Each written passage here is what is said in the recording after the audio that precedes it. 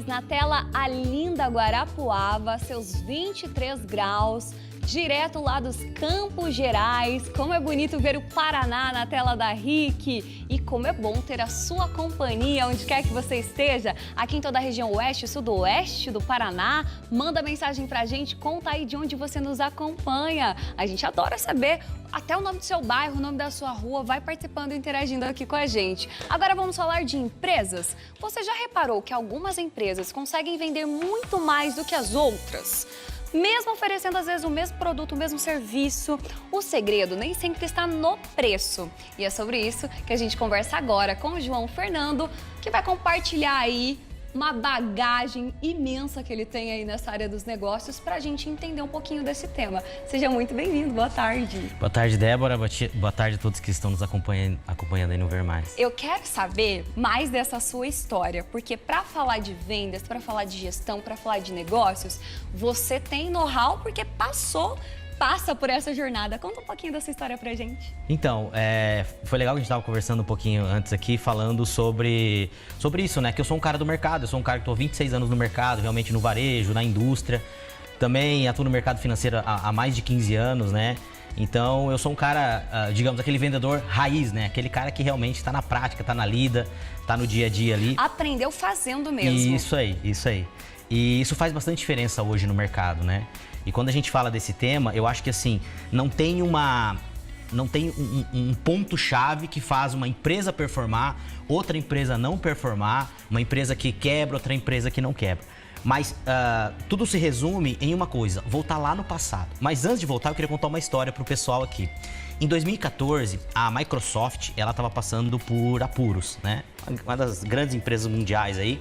E o Satya Nadella, que é o CEO hoje da empresa, quando ele chegou na empresa, o que ele constatou, né, na Microsoft? Ele constatou que a Microsoft era uma empresa de cultura de que sabia tudo. Então era aquela empresa de alta performance, que criou várias coisas e existia uma cultura lá dentro de nós sabemos tudo. E eles estavam passando por dificuldade. E ele mudou essa cultura da empresa e tornou a cultura da Microsoft, e depois ela voltou a decolar, numa cultura de empresa e pessoas que aprendem tudo. E aí eu entro no ponto que eu falei que a gente tem que voltar ao passado. Quando a gente fala de mercado, quando a gente fala de profissional, de empresa, a gente tem muito na cabeça, principalmente o brasileiro, que assim, terminei o curso, não preciso mais estudar. Terminei a faculdade, não preciso mais estudar.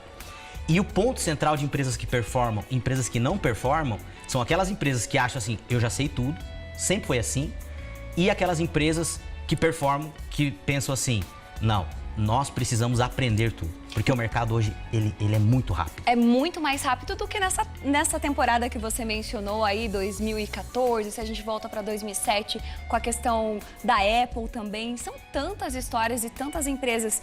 Essas são de sucesso, deram certo, mas quantas ficaram num caminho também nesse entendimento de não, nós já somos referência, ninguém vai nos alcançar. Quer dizer então que muitas vezes o fracasso está na cultura, e o que tem nessa cultura do fracasso então, se a gente contrapor? É muito legal, porque quando eu começo a conversar com um gestor, alguém, e eu começo a conversar com ele assim, e ele começa a falar, não, porque eu faço isso sempre deu resultado. Tá, mas está dando resultado? Não, não está dando resultado. Aí o Michael Porter, que é um grande estrategista, ele tem o livro dele, que chama-se Estratégia Competitiva, e ele fala que a empresa ela passa por 4 fases. Isso, não só as empresas, nós também, que é a iniciação, que é quando você está começando, ou a empresa está começando, a aceleração, que é quando você começa a ganhar tração, a maturidade, né, que muitos de nós como profissionais, a gente está na maturidade, e aí vem o ponto principal, que é a decadência. Que quando você está na maturidade, quando você é líder de mercado, quando você é um bom profissional, se você não tiver a cultura lá da escola pitagórica, lá da Grécia Antiga, que era uma escola onde as pessoas entravam não para pegar um diploma, entravam para estudar a vida inteira, era uma filosofia de vida. Então, quando você está nesse ponto de maturidade, se você não se reinventar, eu volto a falar do Jack Welch também, que foi um grande estrategista, ele falava o seguinte, se o mercado lá fora se atualizar mais rápido que você se atualiza como profissional, você vai ficar para trás. E aí está o segredo da empresa e do profissional que performa e do profissional que não performa. E aí a gente tem vários casos, por exemplo, a Kodak, que foi quem inventou a máquina digital, não levou para frente, e acabou quebrando por causa Foi disso. isso que eu pensei. Enquanto eu falava da Apple, eu pensei exatamente nesse exemplo que é um clássico, né? Quem nunca teve aquelas câmeras que a gente revelava filme? Vocês lembram disso? Ai, vamos bater um Kodak. Tinha até essa expressão, isso mesmo. porque a marca era a referência. E aí veio a tecnologia, ela não se atualizou na época ainda das câmeras digitais e ficou para trás. Como que a gente faz, então, para não replicar esse exemplo ruim nas nossas empresas agora? Porque o histórico no Brasil é que as empresas não duram mais que 3 anos, né? É isso aí. Eu queria que você trouxesse um pouquinho mais desses dados que você está mais por dentro ainda. Isso aí. 80% das empresas não passam do 5º ano. Né? Então, eu acho que tudo isso é a cultura. E aí eu já quero deixar uma leitura para o pessoal que está acompanhando a gente, que é o livro o Mindset, da Carol Dweck. Aí a pessoa, Mindset é negócio de coach e tal. Gente, não, esse livro não é. Ele é um livro fantástico, que ele fala da mentalidade fixa e da mentalidade de mudança, que é o que o Satya Nadella fez lá em 2014. Gente, vamos trazer uma mentalidade de mudança, não uma mentalidade que a gente já sabe tudo, não vai mudar nada. Então, o que o gestor, o profissional, qualquer um que está no mercado de trabalho tem que entender e tem que fazer se ele quer prosperar? Ele tem que estar sempre aprendendo, criar uma cultura de autodesenvolvimento. Você estudar, tirar um diploma, ponto, isso não existe mais. A gente precisa estar evoluindo todos os dias. Porque assim, eu atuo muito no mercado financeiro e no segmento de venda. E eu vejo muito que assim, cara, uma coisa que a gente está fazendo uma semana atrás, hoje não funciona mais. O mercado, ele tá muito rápido. Aí, um outro ponto interessante. Alguns falam que nós estamos na 4ª Revolução Industrial, outros falam que nós estamos na 5ª. Quando saiu o computador, a barreira de entrada do computador ela era muito grande. Por quê? Eu fui ter computador em casa com 23 anos. Quando saiu o celular, a adoção, a barreira de entrada era muito grande, porque poucas pessoas podiam ter celular. Hoje, nós estamos na revolução industrial da inteligência artificial. Só que a inteligência artificial, pessoal, ela não tem barreira de entrada. Qualquer um pode usar a inteligência artificial. E aí, isso vai diferenciar. É isso, agora eu quero saber a sua opinião sobre esse assunto, porque tem gente que recomenda, tem diz que a gente tem que ter cuidado. Qual que é a sua sugestão para que a gente possa prosperar, então, com as empresas, usando, sim, a ferramenta, tendo cautela? Como que é isso para você? Então, eu sempre falo assim, a casa se constrói pela base, não pelo telhado. Então, assim, a IA, ela é importantíssima para todos os segmentos. Eu sempre falo assim, a IA, ela, no futuro vai ser mais ou menos assim. A pessoa que usa IA é a pessoa como hoje usa celular e a pessoa que não usa é a pessoa que não usa celular. A Então, gente vai olhar dessa forma. Como forma. assim você não usa IA? Como assim você não tem celular, né? Uhum. Então vai ser mais ou menos dessa forma. Então o que a gente precisa entender? Você tem que ter a base primeiro, você tem que cuidar de algumas outras coisas. Mas no futuro, eu acho que a guerra, quando eu falo guerra, pessoal, não é guerra, é guerra de competição no mercado de trabalho. Vai ser entre o ser humano que domina a IA e a empresa que domina a IA, e o ser humano e a empresa que não domina a IA. Então, a IA é uma coisa que a gente vai ter que utilizar, ela já está aí, e ela não tem barreira de entrada. Então, quem está utilizando...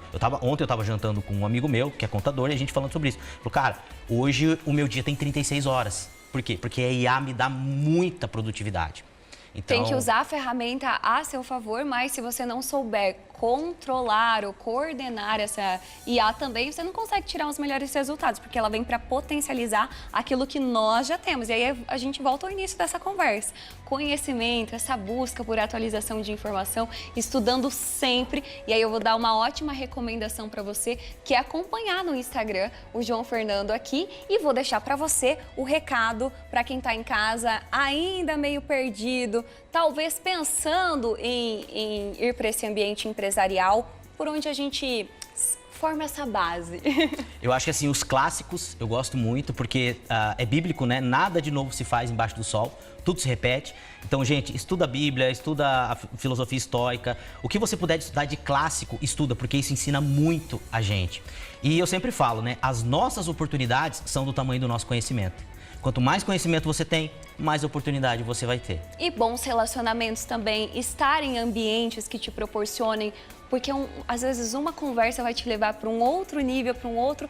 Do que você está se alimentando aí nas redes sociais? Quais tipos de conversas você tem participado? Presta atenção nisso e vai ter uma boa influência agora acompanhando lá o João no Instagram também. Quero te agradecer, viu, pelo conhecimento compartilhado. É rápido, né? Eu sei que a gente teria papo por umas 5 horas aqui, mas lá nas redes sociais você transborda esse conhecimento muito bem. Obrigada, É isso aí, viu? obrigado, Débora, obrigado a todos que estão nos acompanhando aqui. E o final final de semana abençoado para todo mundo. Amém, assim seja. Então, lá no Instagram é só seguir e acompanhar, mandar sugestões também e dar uma espiadinha na agenda para as próximas palestras, treinamentos, imersões, que é bem legal atualizar o conhecimento sempre. A gente vai para o intervalo.